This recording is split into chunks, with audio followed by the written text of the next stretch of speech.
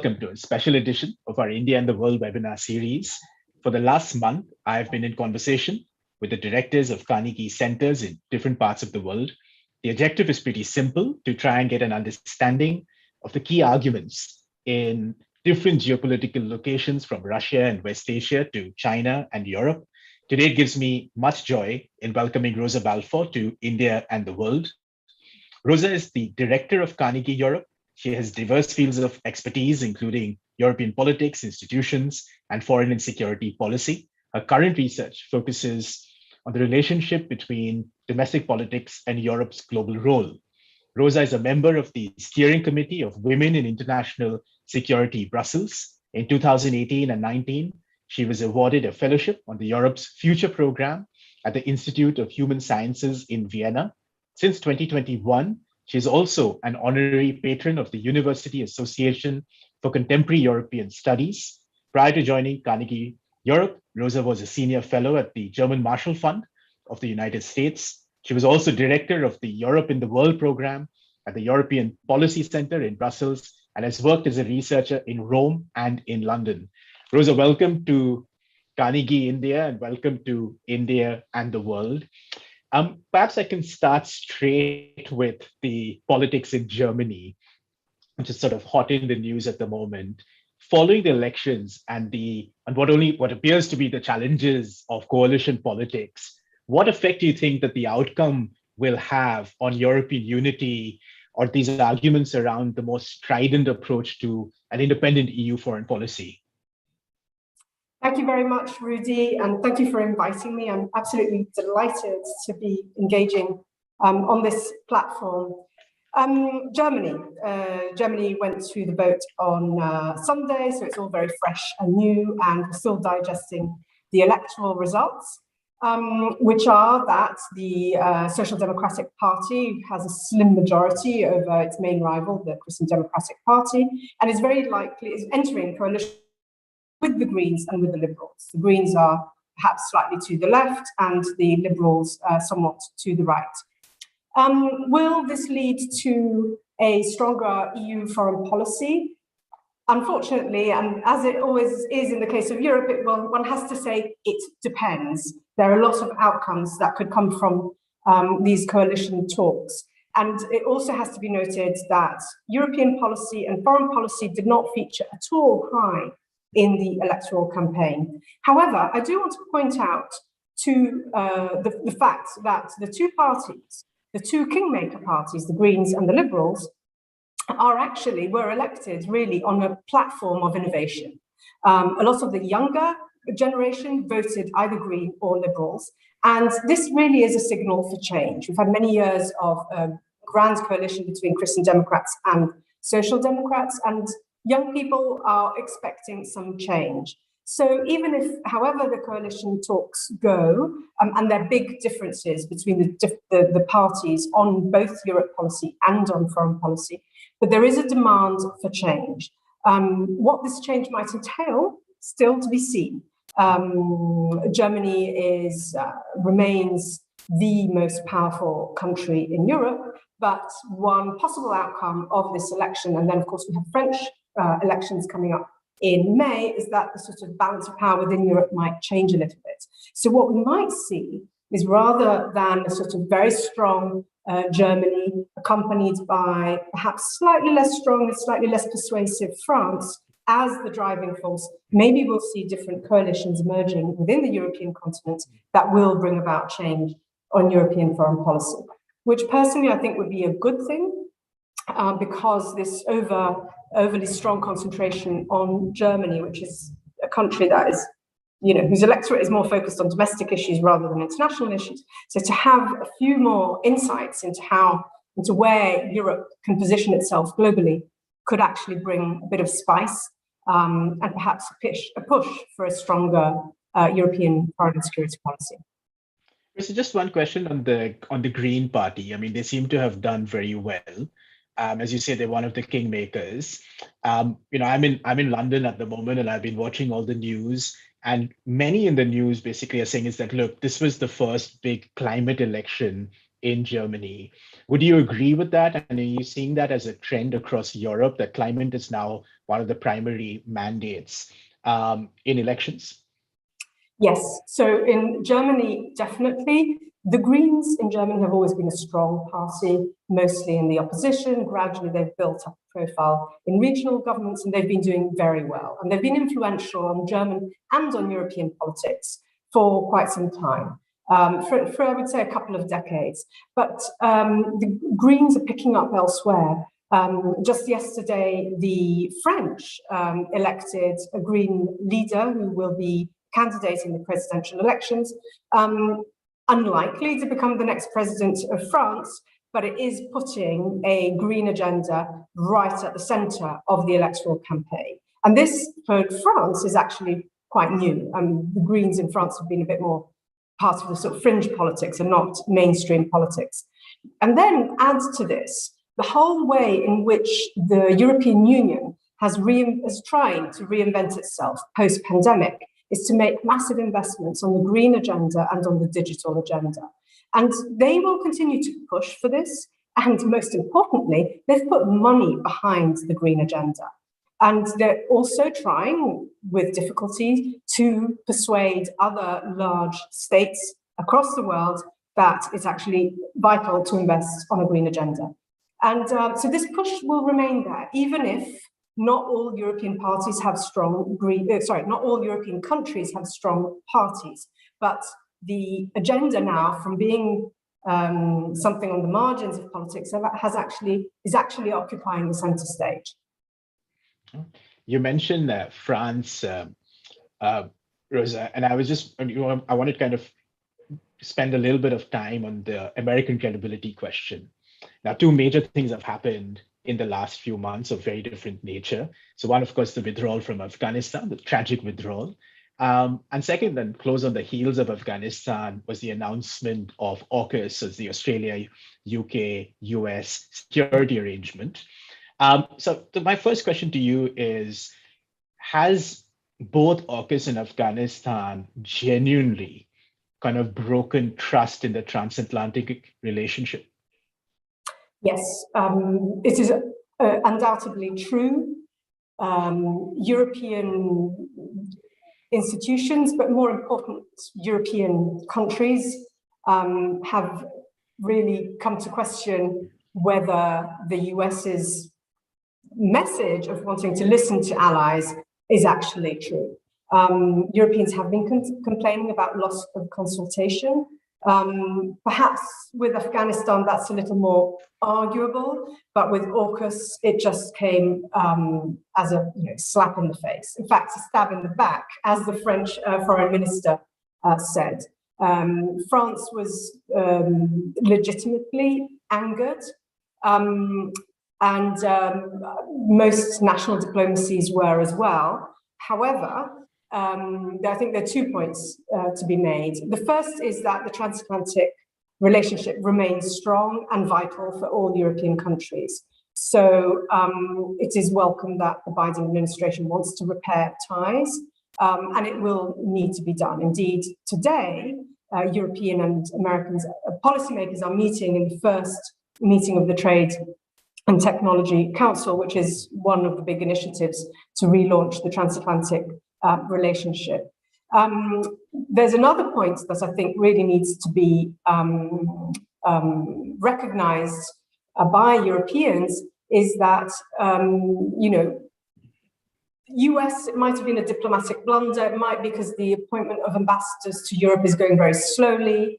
It might be because of the US's China first focus. But it's pretty clear that Americans don't really trust Europeans when it comes down to China.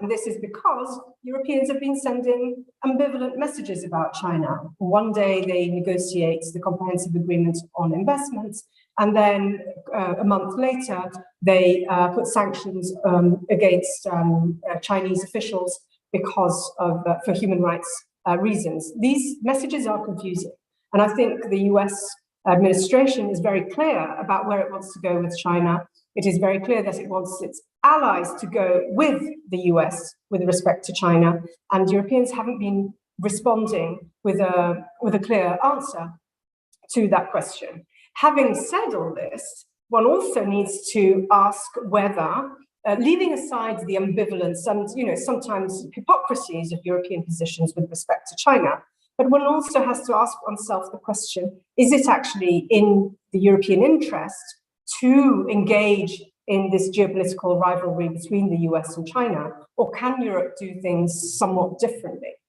And I think the same day in which the AUKUS deal was announced, the EU unveiled its Indo-Pacific strategy, which really suggests that the EU would like to engage with Asian countries in a different way compared to the US-China rivalry. And so the question from my point of view is what space there will be for European member states and for Asian countries to engage on Indo-Pacific issues of common interest, sort of sheltering themselves a little bit from the big picture US-China rivalry. So can I ask just 2-3 follow-ups on that? And before I get to Afghanistan on AUKUS, there's over the last decade or so, there's been this very strong Atlantist kind of voice that has emerged inside of Europe. You see it in Paris very strongly, not so much in Berlin, but it's there in Brussels, certainly.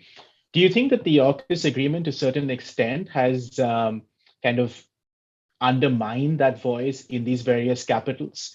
And I'm thinking of, at a very prosaic level, I'm thinking of the career of certain bureaucrats and analysts and commentators who really kind of stuck their neck out when it came to the United States and the shift towards the Transatlantic. Does AUKUS have an impact on the way they kind of, on their perspectives now? Well, I think for Europeans, both the analysts, but also the positions of EU member states, it's always been framed as, if Europe is more autonomous, then we're less with the United States. And I think even Macron is trying to underline that it's not one or the other, and that Europe can work with the United States while at the same time pursuing a certain degree of autonomy in its foreign policy decisions. And to a large extent, on matters that relate to trade or to the international political economy, Europe is quite autonomous, and sometimes the US even has to follow suit. So it's a bit of a false dichotomy, this, more US, less Europe, more Europe, less US. But it is perceived as such in certain capital cities. And I would say that it's perceived as such largely in Central Europe, where the relationship with France, which is the strongest proponent of more strategic autonomy as the branding goes, the relationship between these countries and France haven't really gelled since Central European countries joined the European Union, and they rely heavily on NATO for their security guarantees and do not want to hear any language that might be perceived as undermining NATO. But they're not unbridgeable gaps. The problem is the debate keeps on going around in circles on this, and it's difficult to find a way out. But I hear from Paris some wording and some phrasing that perhaps might help the rest of Europe get unstuck from this false dichotomy. Rosa, just shifting to Afghanistan, as you know better than I, there's a dire humanitarian crisis inside of Afghanistan today. Various countries, especially the former kind of ISAF conglomeration, are, I can only assume, figuring out different ways in which they can help with crisis, they can get humanitarian assistance inside the country, while trying to square away this much bigger question about what do you do about the Taliban? Do you recognize the Taliban? Can you engage with them? Can you do humanitarian assistance minus engagement? But it seems to me that the two big transnational organizations that are well placed to help in this time of crisis is the EU and the UN. Both these organizations were effective, had an impact in the 1990s where they were alive in the country. Yeah. I was just wondering, what's the argument within Europe at the moment on how do you kind of accelerate the process of humanitarian assistance into Afghanistan? Yeah, no, good question. And these things are being discussed as we speak. And it's difficult, they're shifting grounds. The EU started off by putting out some conditions for the Taliban with respect to women's rights and girls' rights, and none of these conditions are being respected. So it's very hard for the EU, if the conditions it sets out, to find ways to engage with the Taliban. I mean, there's a sort of, the baseline is, insofar as humanitarian aid needs to be delivered, we need to talk to the Taliban, but how further that goes is unclear. And this applies to also the presence of the EU on the ground in Afghanistan, and the relationship that the EU can develop with the neighboring countries with respect to Afghani refugees who are taking shelter there. And here we move into an area where Europe is, to say ambivalent is to be kind. You know, it's 6 years ago, Europe appeared to be near collapse because of the refugee influx and from Syria, and that spectre came up immediately when the withdrawal from Afghanistan started. And Europeans started throwing money at neighbors of Afghanistan in order to persuade them to keep refugees there. And that instinct remains. It's very strong. Member states continue to be very divided, both on migration policy and on asylum policy. They're not moving forward very fast on these matters. It's been on the political agenda since 2016, after the failures of the EU in 2015, 2016. But there's huge reluctance to come to a common position, which means that the EU has to rely on neighbors to take care of problems that, you know, it means it can help less. It can spend money, but it does need to rely on neighbors to do that. And here too, the regional context, Rudi, you know it much better than I do, but it's, you know, diversified and difficult.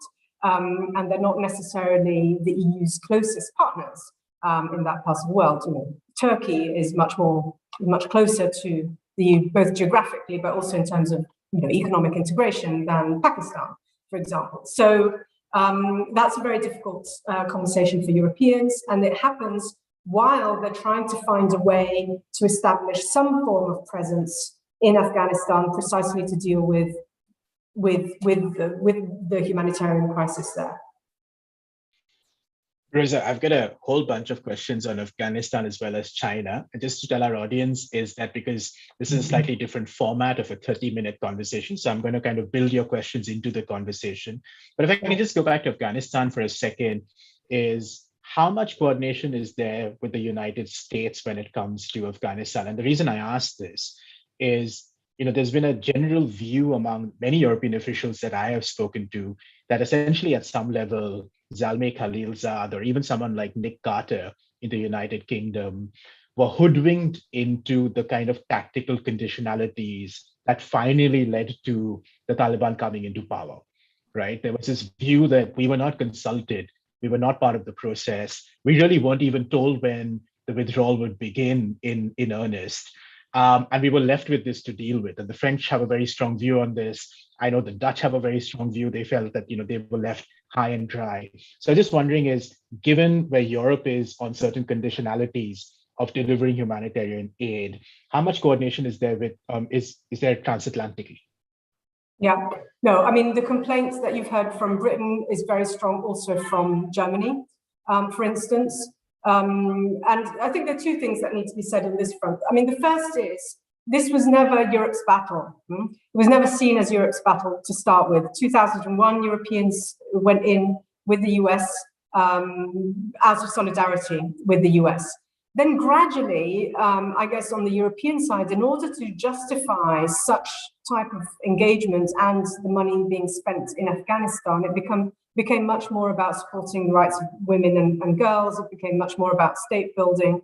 So when the narrative changed in the US, maybe some Europeans were a bit slow to catch the change of mood in the US with the Biden administration, which is driven very much by domestic politics. But basically, the complaint is that there was no real conversation about how to withdraw, not just in an orderly way, but also in a conditions-based way, so that the achievements or the progress made over the past 20 years would not go lost. So that's the first big complaint. However, I also need to add, and I think we'll know more when the dust settles, because we're hearing different voices from the people we're talking to, depending on where they come from.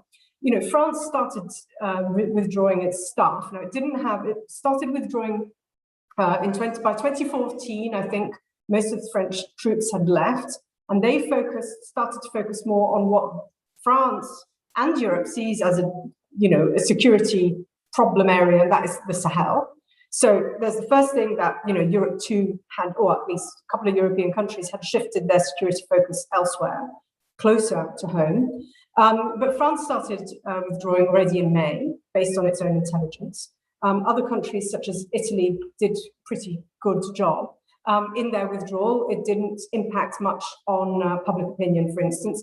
Whereas in other countries, such as the UK, the withdrawal was managed in a rather disastrous way. So I think the way they see now the need for cooperation depends also on the experience of the withdrawal.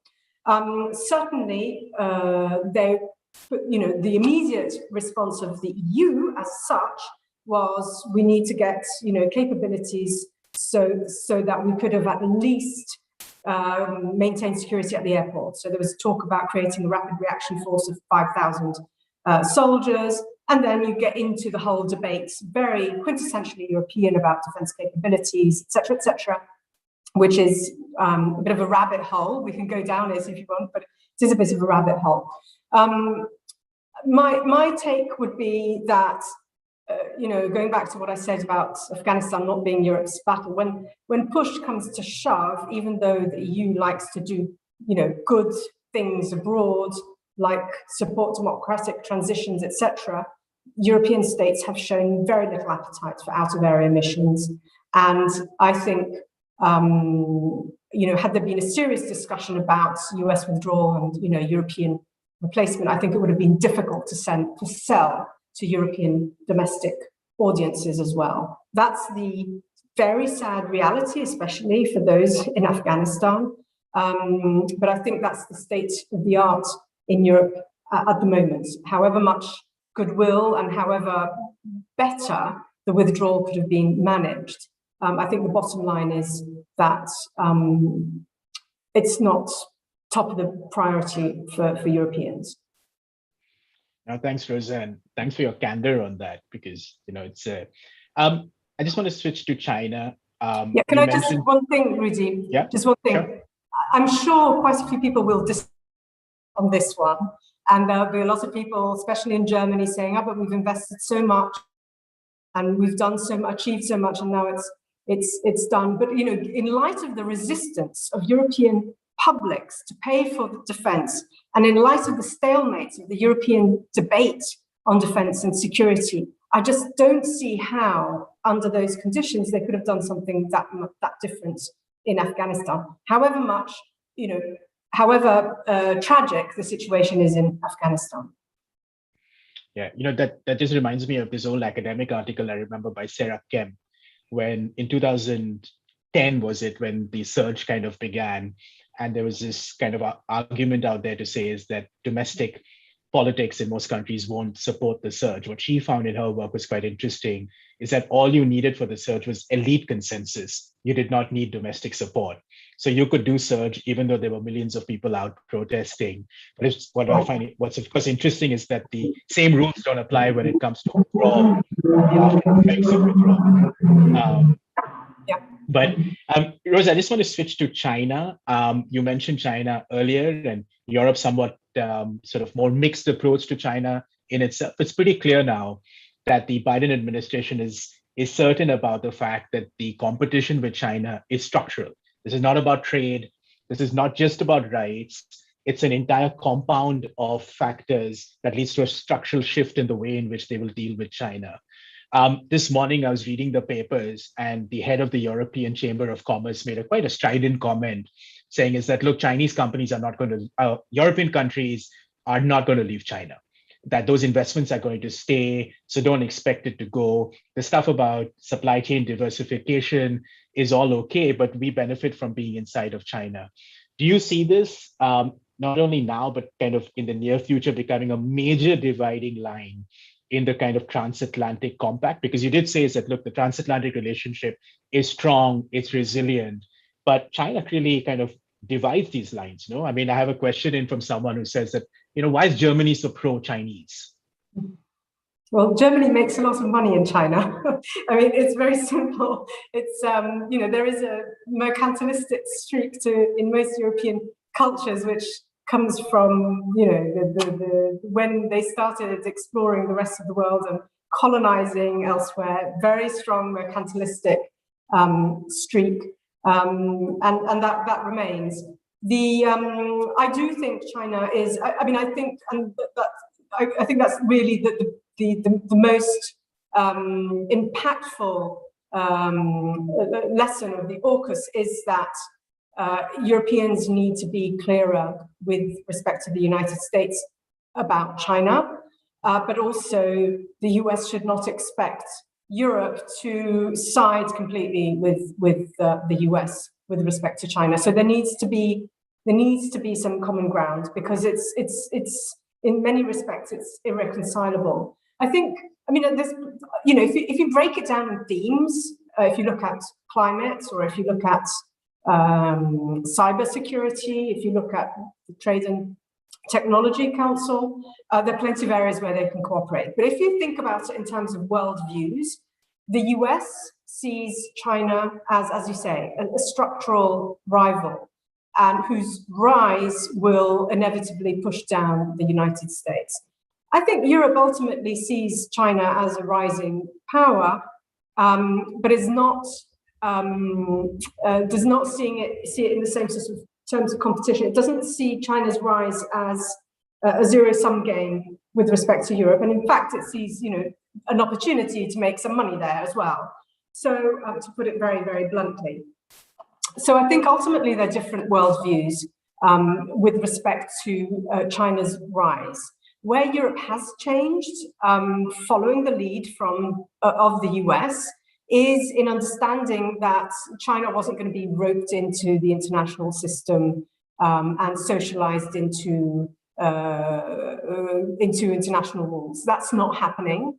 And I think there's plenty of space for the US and the EU to work on pushing back on China when it comes to international rules. And I mentioned cyber or tech norms as an area. And those shifts have been there, but they're not unequivocal. And that's the problem. And that's partly because of, some European countries have received a lot of investments from China.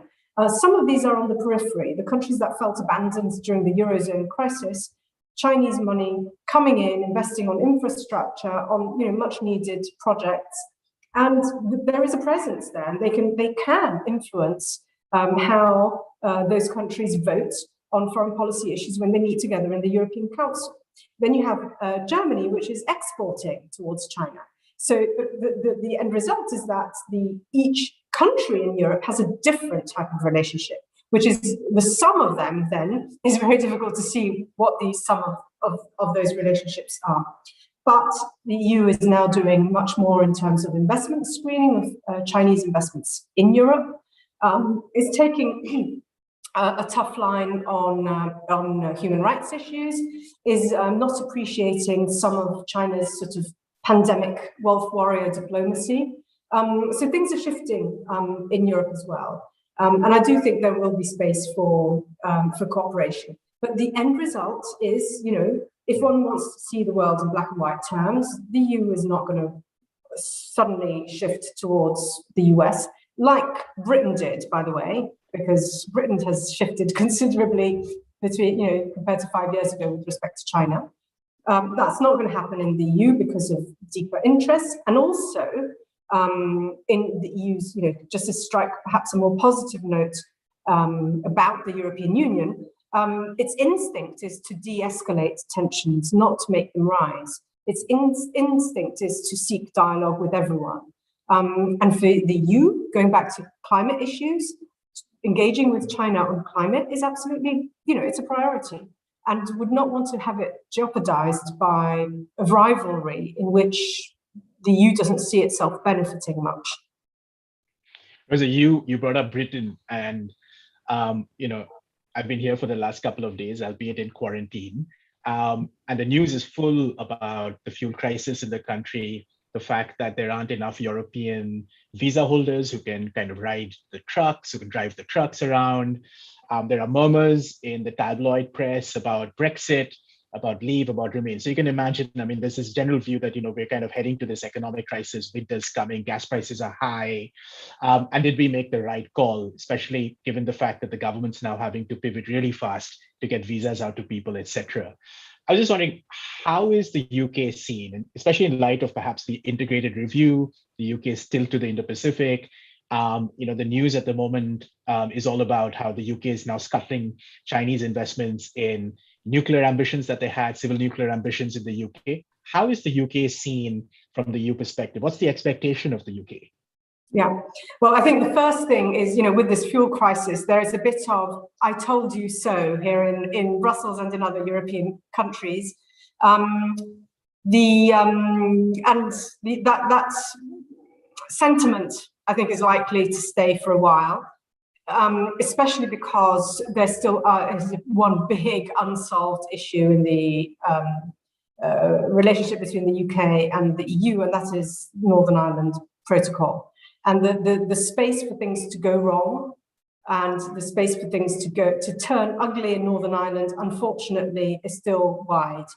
And that remains a problematic issue. And it's very difficult for both sides to deal with it. The UK has signed a protocol which basically Boris Johnson proposed a solution to the impasse they had reached in the past in order to move forward with Brexit, and then turned his back and said, well, actually, we don't like this protocol. So from the EU perspective, which likes, to stick to international agreements and signatures, et cetera, this is quite dramatic. And on the EU side, it's very difficult to be flexible because everything they reach externally has already been negotiated with, 27 member states. So that's a big, difficult issue. The second point, and, the integrated review with respect to Europe, the language is a lot better than many had expected, but it still only mentions the EU a couple of times and acknowledging its role in building peace and prosperity in the continent. So, as if it was something that was fine in the 50s, 60s, 70s, now we're not interested in. Now we're going global Britain, tilt, Indo-Pacific tilt, seeking partners, etc. And I think the AUKUS is very much a affirmation that Britain can do this. So we have these sentiments on both sides, right? The Europeans feel, that they've been abandoned by Britain, and Britain wants to affirm its new role in the world. Plus, there's a lot of bad feelings, hurt feelings across the channel. So it's very, very, very difficult. Looking forward, I think it's absolutely vital that the EU and the UK start talking again. There's the E3 format, which brings together Britain, France, and Germany. They have continued talking in that format. The current government is allergic to anything that looks like remotely a dialogue with Brussels, so they're going to try and put that off. But maybe in a year, 2 years' time, things might change, or perhaps it will have a longer time frame. The reality is that Britain has been very important to European foreign policy, that Britain is a European power, and that British interests are very much aligned with European interests, especially when it comes to Europe's neighborhood, North Africa, Middle East, Balkans, Eastern Europe, Russia. So at some point, there's going to have to be greater convergence. But it's not going to happen yet. And you're right that the newspapers are suddenly realizing that the fuel crisis and the truck drivers crisis is also because of Brexit. But we have a government which is very much driven by a small, ideologically powerful and persuasive group, which blames everything on Brussels, regardless of the true origin of the problem. And they're still quite successful. And this government came to power on this agenda, on this platform, and has a good majority. So, for the foreseeable future, this is the political. These are the political interlocutors Brussels has in London at the moment. Rosa, I guess if we come back to the UK's integrated review, the one country that was mentioned plenty of times was India. And that's with the, keeping in mind the UK is still to the Indo-Pacific, kind of trying to remake this relationship, etc. How is India seen, not only from an EU sort of commission perspective, but you're someone who meets with industrialists, with technologists, with people in the think tank space, academics, and so many others. What place does India hold in the world? It's a highly generalizable question, but what place does it hold in the world from your vantage point? Yeah, well, definitely. And you mentioned, business people and the EU, and definitely, I think for both, so far, the fact that the EU and India haven't moved forward on a trade negotiation is seen as a missed opportunity. That's for sure. I think there's a lot of appetite to engage more with India. And this is across this sort of, the several categories of people that you mentioned. And I think there's also an interest in engaging with India on a whole set of different issues. One is democracy, one is women's rights. And I would say, but then that's partly perhaps the British half of me on British Empire in India and what India did, what Britain did in India. And that those kind of debates in Britain, they're beginning to grow, but also in the rest of Europe, they're growing. We've had Black Lives Matter movements, and with it comes a whole new curiosity for understanding the rest of the world through different lens. And that's it's not just about post-colonialism; it's just about how to engage, which means a greater curiosity towards the arts, cultures, film, history, and it's a whole new world that is opening up. And I think we're seeing that, on the business side, there's a great interest to do more business with India, huge country, lots of potential. As I said, the sort of, the Black Lives movement has encouraged a certain curiosity towards the rest of the world. And then, the tragic, and Rudra, we've talked about it many times in our calls with, our colleagues at Carnegie, but what was happening in India during the pandemic was also observed very keenly and with great sadness in Europe. And these things have filtered through public opinion. So it's a different, less monolithic look on the rest of the world. There's a lot of work to be done, and I encourage you in India also to tell your story to the EU and get Europeans out of their own bubble. But I think that curiosity there's been a qualitative shift in the type of curiosity. It's not just about North-South, it's about, we're on the same page and let's get to know each other. So there's that. But yeah, politically, the stalling of the negotiations and trade is seen as a missed opportunity. When you read through the newspapers with your morning coffee, how often do you see India on the front pages or the second or the third page? Oh, no, it does on the front pages. It does make it to the front pages. I mean, I guess maybe the type of news I read is somewhat, has an international orientation, but it does. I mean, India is a very large country. There's several areas in which India, emerges. I mean, one is, because we're looking at confrontation with China, countries are also looking at other countries in Asia and how they're positioning themselves. The security challenges, regional challenges in Asia. We've seen what happens on the India-China border. These things do capture the attention. Whenever anything, I've been looking a lot at populism and how it relates to international relations, and India comes up there alongside plenty of other countries around the world. It's not just transatlantic phenomenon, populism. It's also around the world. So that's another way in which India comes up. Bollywood, of course. India has a lot of soft power, and so there's several ways in which India comes up on the news, on the sort of news cycle.